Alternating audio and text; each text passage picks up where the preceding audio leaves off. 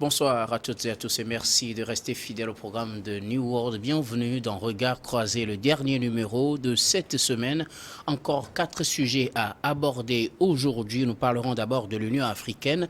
L'Afrique ne doit pas redevenir un champ de bataille géostratégique. C'est une déclaration de Moussa Faki Mahamat. Nous parlerons également du Sénégal. Le gouvernement promet la fermeté avant le retour de Sonko à Dakar. En République démocratique du Congo, des opposants empêchés de manifester devant la commission électorale. Puis nous terminerons bien évidemment par le Togo. Notre sujet aujourd'hui, recensement. La DMP demande à la CENI de faire preuve de responsabilité. Pour en parler, 2 invités sur ce plateau. Avec moi, Germain Pouli, vous êtes journaliste et directeur de publication de Togo Réveil. Bonsoir Germain et bienvenue. Bonsoir docteur et bonsoir à tous les téléspectateurs. Merci pour l'invitation. Et face à vous aujourd'hui, Gabin Adjao, vous êtes juriste et analyste politique. Bonsoir Gabin. Bonsoir docteur, et je ne vais pas manquer à la tradition. Bonsoir au grand frère Germain Pouli. Et j'aimerais premièrement m'incliner devant la mémoire du président de la Cour constitutionnelle, Abdou Assouma, qui vient de tirer sa révérence. Et c'était un grand homme qui a apporté à la nation, qui a servi la nation depuis plusieurs années. Et il est de bon ton que je salue sa mémoire et j'aimerais passer par la même occasion pour saluer le juge constitutionnel, Monsieur Nam Chougli, qui fut mon professeur de droit international public. Merci beaucoup. Que l'âme d'Abdou Assouma repose en paix. Nous abordons donc le premier sujet. L'Afrique ne doit pas redevenir un champ de bataille géostratégique. C'est une déclaration de Moussa Faki Mahamat, le président de la Commission de l'Union africaine, a averti ce jeudi 25 mai que l'Afrique ne devrait pas redevenir un champ de bataille géostratégique au moment où la Russie et l'Ukraine en guerre rivalisent pour accroître leur influence respective sur le continent. Le chef de la diplomatie ukrainienne, Dimitro Kuleba, actuellement en tournée dans plusieurs pays africains, a appelé le continent à soutenir Kiev face à Moscou et évoqué jeudi l'adoption d'une première stratégie africaine par l'Ukraine. Alors, l'Afrique ne doit pas redevenir un champ de bataille géostratégique. Qu'est-ce que vous y comprenez, Germain Pouli? Je pense que face à la situation actuelle où on voit l'Occident livrer une guerre à une autre partie du monde, notamment à la Russie, ouvertement, donc depuis le début de cette guerre entre la Russie et l'Ukraine, les choses ont pris une autre tournure sur le plan international où on a vu reprocher à l'Afrique quelquefois sa position au niveau des Nations Unies, quand il y a des votes sur cette affaire. On a vu récemment, en février dernier, que lors du vote d'une résolution pour condamner donc cette guerre-là et prendre des sanctions contre la Russie, il y avait plus de la moitié donc des pays africains, au moins 32, qui n'ont pas voté pour cette condamnation-là. Et c'était pas la première fois. Donc il y a eu d'autres votes aussi où plusieurs pays africains se sont abstenus et ont subi des pressions.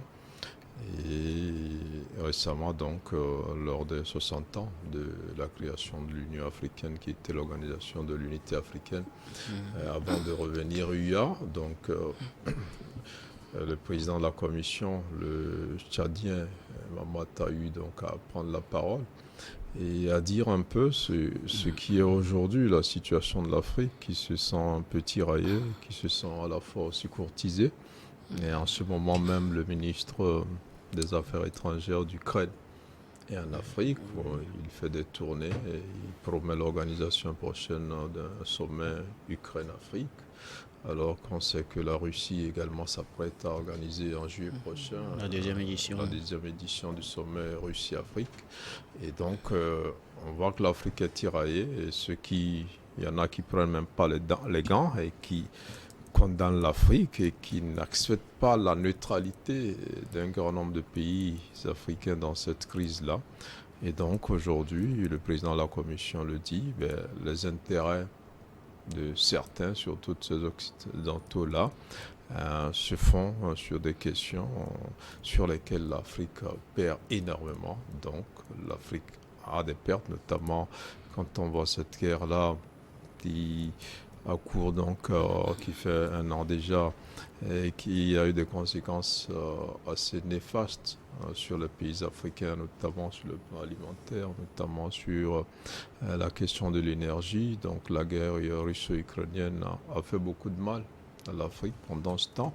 Et en face, côté occidental, on a envie de faire durer cette guerre-là. On l'alimente déjà assez suffisamment, et donc on sent que derrière toutes ces crises-là, il y a des intérêts qui ne sont pas forcément ceux de l'Afrique, et ça rappelle à l'Afrique le moment de la guerre froide, où il y avait ce bloc capitaliste contre ce bloc communiste, et cette guerre-là a duré des années. Donc aujourd'hui, les Africains, je pense, essaient de ne pas revivre ce qu'ils ont vécu, essaient de refuser ce rôle-là qu'on veut leur faire jouer. Et donc on comprend aujourd'hui que la parole du président de la Commission, c'est un peu l'avenir de l'Afrique qui se joue, avec l'aggravation de cette crise-là qui est arrivée à son summum avec cette guerre-là dont on ne connaît pas l'issue.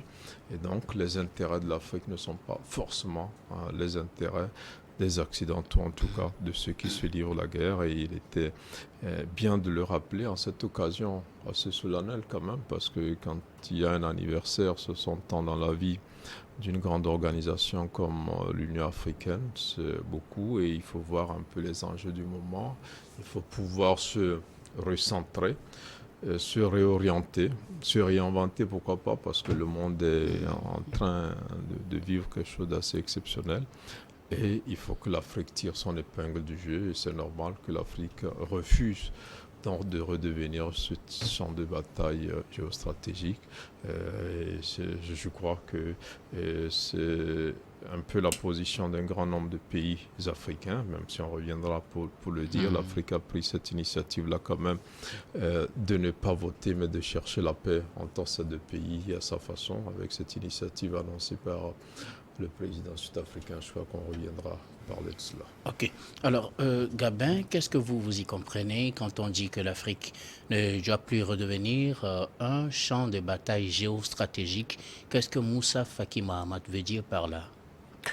Bon, pour moi, c'est tout simplement le fait que bon, il y a une prise de conscience, parce que avant, que ce soit la Première Guerre mondiale, la Deuxième Guerre mondiale, l'Afrique, qui était de loin l'acteur principal de cette guerre-là, a eu à participer et a subi des impacts de ces deux guerres. Donc, et même la crise économique de 1929, l'Afrique a eu à subir les conséquences. Donc aujourd'hui, je pense qu'il y a une prise de conscience de la part de ces dirigeants-là, notamment du président de l'Union africaine aujourd'hui, qui, ma foi, est en train de dire que nous devons prendre conscience en Afrique et ne pas participer de près ou de loin à ces genres de conflits, ou bien même ne pas servir d'appui à ces puissances-là qui essaient quand même de courtiser l'Afrique. Vous savez, au début de la guerre, de l'invasion de l'Ukraine par la Russie.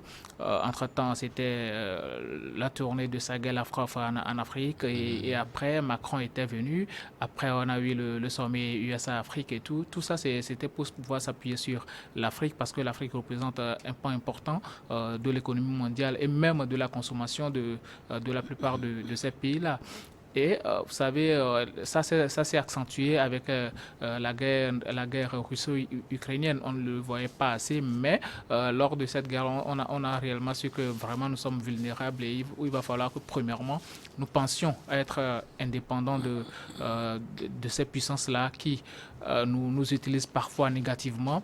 Et il va falloir que nous puissions penser à notre développement personnel, et surtout comment nous devons nous recréer. Le doyen vient de le dire, comment nous devons nous recréer pour que nous puissions être aussi un continent assez indépendant, qui pourra prendre ses propres décisions et ne pas s'appuyer forcément sur l'un ou l'autre avant de pouvoir avancer. Donc pour moi, ce que Marmat a dit, pour moi c'est assez noble, mais maintenant il va falloir penser à l'action parce que nous-mêmes en Afrique, il y a des conflits interafricains. Comment est-ce qu'on arrive à résorber ces conflits-là? C'est assez important, il faut le dire, les conflits intra-régionaux et tout ça.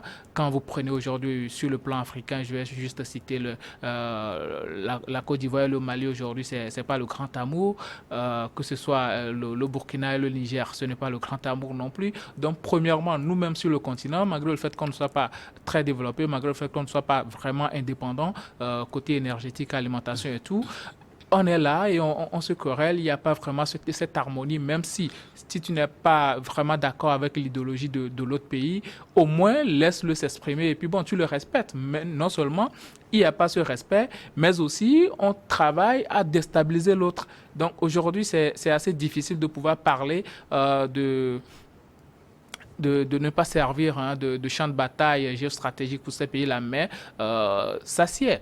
Quand vous prenez le Soudan aujourd'hui, c'est la même question qui se pose. On parle de l'installation de bases militaires russes au Soudan là-bas, et au même moment, on dit que bon, ce sont les États-Unis sont en train de manipuler Mehmeti, pour pouvoir contrer l'autre. Donc, l'Afrique est déjà ce champ de bataille. Maintenant, comment arriver à résorber cette crise? Comment arriver à amener les Africains à prendre conscience? Parce que premièrement, c'est la prise de conscience. Si on n'arrive pas à prendre conscience, ce sera assez compliqué d'arriver à juguler ce genre de problème. Donc, pour moi, c'est un appel qu'il a lancé et je pense que les autres pays et autres, tous les dirigeants de l'Afrique doivent prendre ça à bras le corps et lutter véritablement pour que nous puissions, premièrement, prendre conscience et ensuite être assez indépendant énergétiquement, côté alimentation aussi, et aussi arriver à s'imposer sur le plan international. Parce que sinon, si on ne s'impose pas, ce sera assez compliqué de pouvoir dire quoi que ce soit à ces pays-là. Si aujourd'hui, une délégation africaine va vers la Russie, ce sera assez compliqué que la Russie l'écoute parce qu'on va se dire ce sont des menus frétins, ce sont des gens qu'on aide tout le temps, on peut les manipuler à tout va. Donc, et même ceux-là, s'ils y vont et puis on leur dit, voilà, on vous écoute, mais derrière, on manipule d'autres chefs de l'État qui ne pourront même pas être assez stables dans leur prise de position, ce sera compliqué de pouvoir arriver à créer une Afrique unie et stable qui pourra être indépendante de ces puissances. Alors, Germain le disait tout à l'heure, le ministre ukrainien des Affaires étrangères annonce une politique africaine, l'organisation prochaine d'un sommet Ukraine-Afrique. On sait que la deuxième édition du sommet Russie-Afrique aussi aura lieu en juillet ou en août. Pourquoi l'Afrique est-elle aussi devenue si importante? Qu'est-ce qu'elle a de particulier en ces moments précis pour que tout le monde veuille y développer son influence? Vous savez, l'Afrique, c'est probablement le plus grand continent au monde. Et on dit souvent que l'Afrique, c'est l'avenir du monde.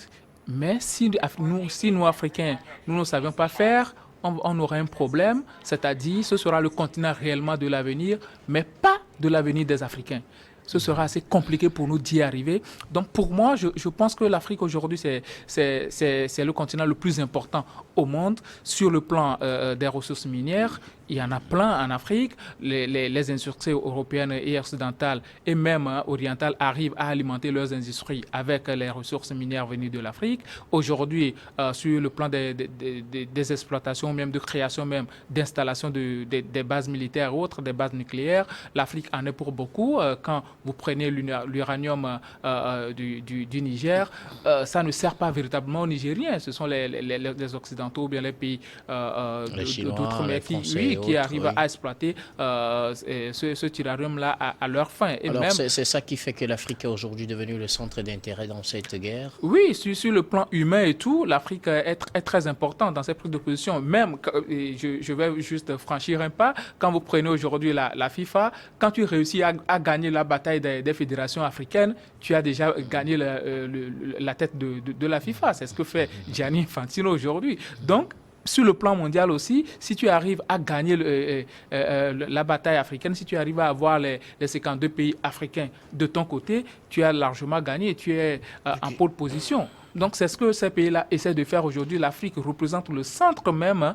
du développement de ce monde-là. Sur le plan humain et autres, l'Afrique a beaucoup de choses à apporter, seulement que bon, nous-mêmes, on n'arrive pas encore à prendre réellement conscience de notre importance dans cet univers. Alors, donc, pour moi, pour revenir à une question que tu as posée, tu sais, il y a un truc qui, moi, me fait un peu mal, qu'un pays se lève et appelle tout un continent à un sommet.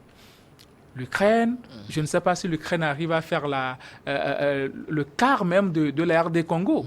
Mais imaginez l'Ukraine nous appeler à un sommet Ukraine-Afrique. La Chine se lève, on appelle un sommet Chine-Afrique. La France se lève, on appelle la France-Afrique. Il y a un sommet Russie-Afrique aussi.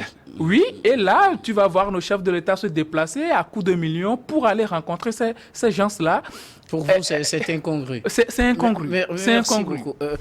Germain, pourquoi l'Afrique suscite autant d'intérêt, surtout dans cette guerre-là?